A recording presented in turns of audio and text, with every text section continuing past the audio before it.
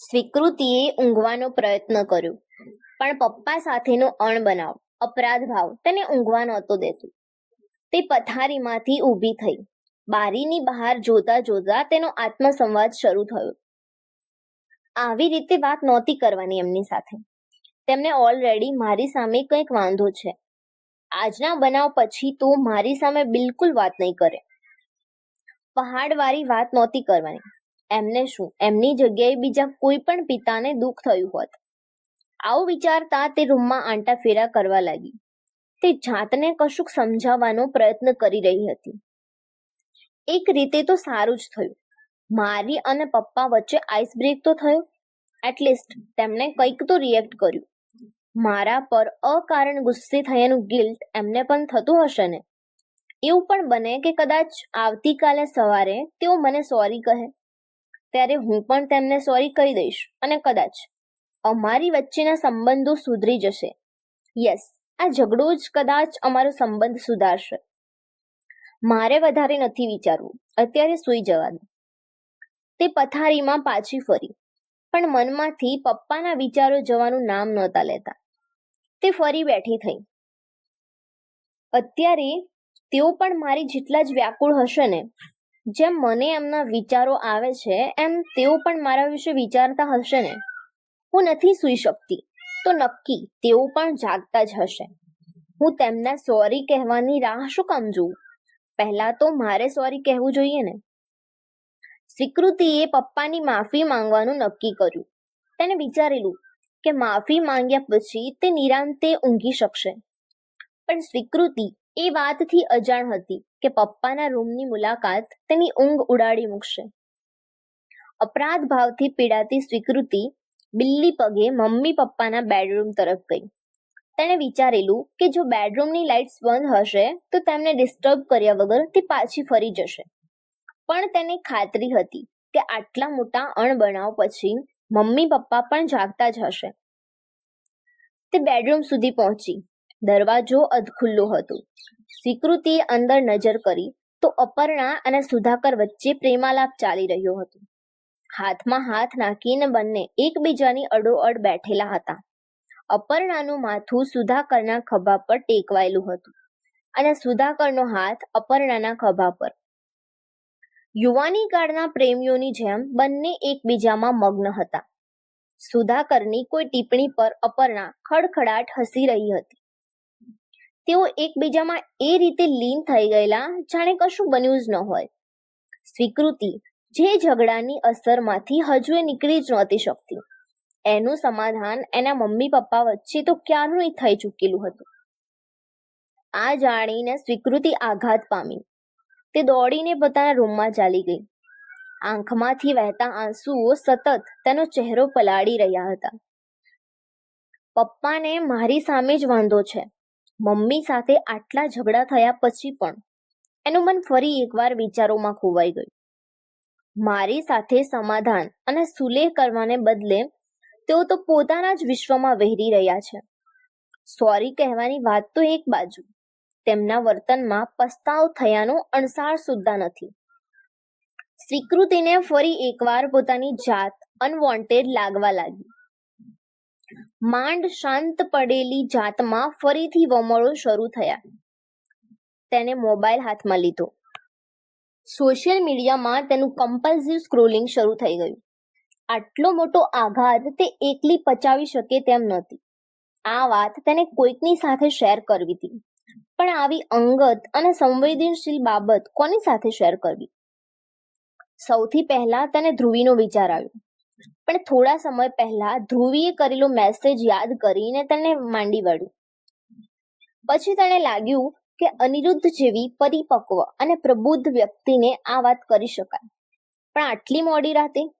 આવતીકાલ સવારે કહીશ, એવું વિચારીને તે ચૂપચાપ પથારીમાં પડી, પણ ઊંઘી ન શકી. પપ્પાને મારી સામે શું વાંધો છે? તો કેમ મને વહાલ નથી કરતા? આદિત્ય છોડીને ચાલ્યો ગયો. સુયશને મારામાં ઇન્ટરેસ્ટ નથી. કેમ કોઈ પુરુષ મારી નજીક નથી આવતું? શું મારામાં કોઈ ખામી છે? જેવા પ્રશ્નો તને આખી રાત કનડતા રહ્યા અને એ પોતે જ એ પ્રશ્નોના જવાબ શોધવાની મથામણ કરતી રહી. શું મિસ્ટર પાઠક ખરેખર મારામાં ઇન્ટરેસ્ટેડ છે? પણ તો પછી તેઓ આટલા તટસ્થ કઈ રીતે રહી શકે? પ્રેમની અભિવ્યક્તિ કેમ નથી કરતા? મારી કાળજી લે છે, મને સંભાળે છે, મારું હિત ઈચ્છે છે, દરરોજ મને મળવા આવે છે. આ પ્રેમ નથી તો બીજું શું છે? મન થાય છે કે કાલે જઈને પૂછી લઉં કે સાચું કહી દો, મને ચાહો છો ને? મારા બોયફ્રેન્ડ બનશો? પણ પછી આગલી જ ક્ષણે કશુંક બીજું વિચારીને સ્વીકૃતિ ડરી ગઈ. ના ના, એ તો બહુ વિચિત્ર માણસ છે. ક્યાંક ગુસ્સે થઈ ગયા તો? મળવાનું બંધ કરી દેશે તો?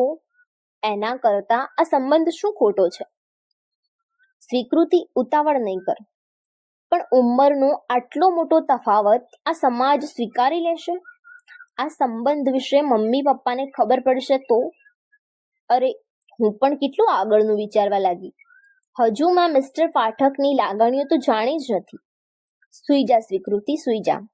બહુ આગળનું નહીં વિચાર. Just go with the flow. એવું વિચારતા વિચારતા સ્વીકૃતિ ઊંઘમાં સરી પડી. આગલી સવારે જ્યારે સ્વીકૃતિ ઉઠી ત્યારે તેના વોટ્સએપમાં અનિરુદ્ધ પાઠકનો મેસેજ આવેલો હતો. તેમણે એક લોકેશનની લિંક મોકલેલી. પછી લખ્યું હતું, આજે કાફેમાં નહીં મળીએ, આ જગ્યા વધુ સુંદર છે. સ્વીકૃતિએ લિંક પર ક્લિક કર્યું તો જાણવા મળ્યું કે એ સ્થળ કોઈ જાહેર ઉદ્યાન હતું. આ મેસેજ અનિરુદ્ધે સવારે 6 વાગ્યામાં મોકલેલું. મેસેજ વાંચીને સ્વીકૃતિને મિશ્રિત લાગણી થઈ. એક બાજુ એ વાતનો આનંદ હતો કે મિસ્ટર પાઠકે સામેથી મેસેજ કર્યો, એ પણ વહેલી સવારે. બીજી બાજુ એ ચિંતા પણ થઈ કે તેમને પાર્કમાં શું કામ બોલાવી. આવું બધું વિચારતા સ્વીકૃતિ તૈયાર થવા લાગી. અચાનક તેને ધ્રુવીની વાત યાદ આવી, જે તેણે ગઈકાલ સાંજે કહેલી. 110% ખાતરી સાથે કહું છું કે આ માણસ બહુ જલ્દી આગળ વધશે. કાફેથી બગીચો, બગીચાથી દરિયા કિનારો અને છેવટે એના ઘરે લઈ જશે. સ્વીકૃતિની ઉબડ ખાબડ જિંદગીમાં અનિરુદ્ધ સાથેની દરેક મુલાકાત એક ભયજનક વળાંક હતું. એક એવું સાહસ જે ખેડવામાં સ્વીકૃતિને આનંદ આવી રહ્યો હતો. આમ પણ આ જગતની સૌથી સાહસિક પ્રવૃત્તિ પ્રેમ જ હોય છે. સ્વીકૃતિ એક એવા એડવેન્ચર પર નીકળી ગયેલી જેણે તેની કંટાળાજનક અને બિચારી જિંદગીને રોમાંચથી ભરી દીધેલી. સ્વીકૃતિ માટે સૌથી મોટો પડકાર હવે અનિરુદ્ધના ઈરાદા ઉકેલવાનો હતો. હોમવર્ક વાળી ફાઇલ લઈને સ્વીકૃતિ પાર્કમાં પહોંચી. એક બાંકડા પર બેસીને અનિરુદ્ધ તેની રાહ જોઈ રહ્યો હતો. સ્વીકૃતિ તેની બાજુમાં બેઠી. ફાઇલ આગળ ધરીને સ્વીકૃતિએ કહ્યું, તમે આપેલું હોમવર્ક. અનિરુદ્ધે ફાઇલ ખોલી. ફાઇલમાં રહેલા બંને લખાણોના ફોટા પાડ્યા. ફાઇલ સ્વીકૃતિને પરત સોંપી અને કહ્યું, હું નિરાંતે વાંચીશ. ફાઇલ તું તારી પાસે રાખ, તને કામ લાગશે. તારી કલમથી નીકળેલો દરેક શબ્દ કિંમતી છે. એ ક્યાંય વેડફાય કે ખોવાઈ ન જાય એની કાળજી લેજે. અહીંયા કેમ બોલાવી મને? આસપાસ રહેલા વૃક્ષો, ફૂલછોડ અને ઘાસ તરફ નજર કરી અનિરુદ્ધે કહ્યું, જીવન સાથે મુલાકાત કરાવવા. સ્વીકૃતિના મનમાં આજે શંકાનું સ્તર ભયજનક સપાટીએ હતું. તેણે ધ્રુવીના શબ્દો યાદ આવ્યા. એ શબ્દોની રમત રમે છે તારી સાથે.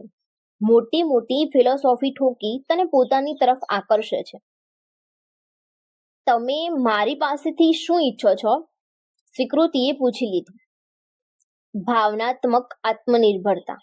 એટલે કોઈ પુરુષ દ્વારા સતત પ્રશંસા, કદર કે સ્વીકાર થાય તો એ માટે નથી સર્જાઈ. તારું અસ્તિત્વ કોઈ સ્વીકારનું મોહતાજ નથી. મારા બદનસીબ તો જુઓ, આ વાત પણ મારે એક પુરુષ પાસેથી જ સાંભળવી પડે છે. સ્વીકૃતિએ કટાક્ષમાં કહ્યું.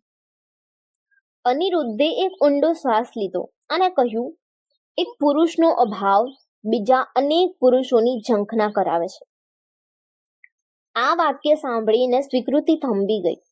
તેણે અનિરુદ્ધના ચહેરા સામે જોયું. તેના ચહેરા પર ગંભીરતા હતી.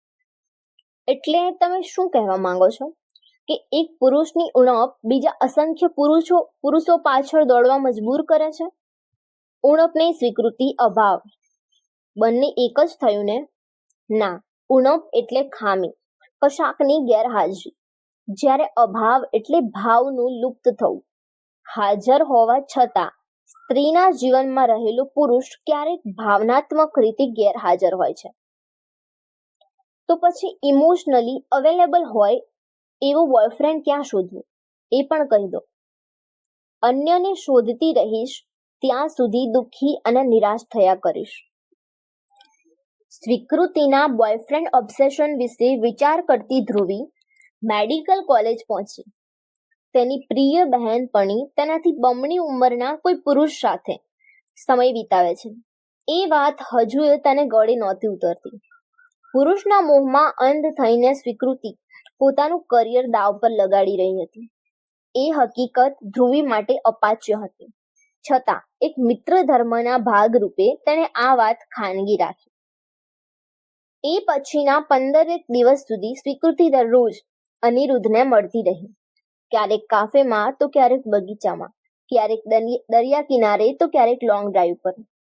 અનિરુદ્ધના સ્વરૂપમાં સ્વીકૃતિને એક એવો મિત્ર, મદદગાર અને માર્ગદર્શક મળી ગયેલો જેની અદમ્ય ઝંખના દરેક સ્ત્રીને હોય છે.